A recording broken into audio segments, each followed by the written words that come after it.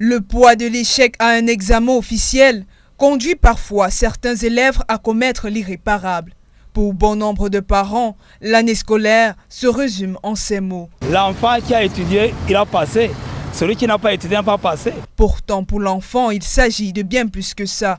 Dans certains cas, l'échec est souvent pris comme une fatalité, d'où la nécessité de les encourager. Pour celui qui n'a pas passé, il doit accepter la défaite.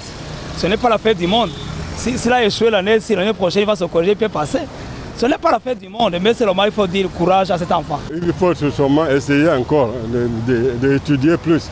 Comment un parent doit se comporter face à l'échec de l'enfant? Pour le psychosociologue Maurice Somo, il faudrait d'abord comprendre que la responsabilité de l'échec doit être partagée. Il doit gérer la responsabilité de cet échec en premier, et pourtant c'est une responsabilité partagée par l'enfant, par le parent, par le système, par les enseignements, par les enseignants, par tout le monde.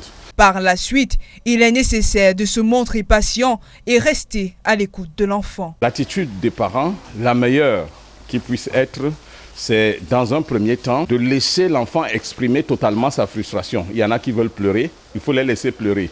Il y en a qui veulent crier, il faut les laisser crier. Il y en a qui vont même développer des tendances suicidaires, il faut laisser les développer jusqu'au bout. C'est par la suite qu'il faut passer à la deuxième phase qui est la phase de la consolation.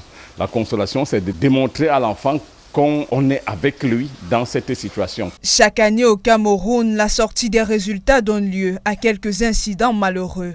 On relève très souvent des cas de suicide après la proclamation des résultats marquant la fin de l'année scolaire.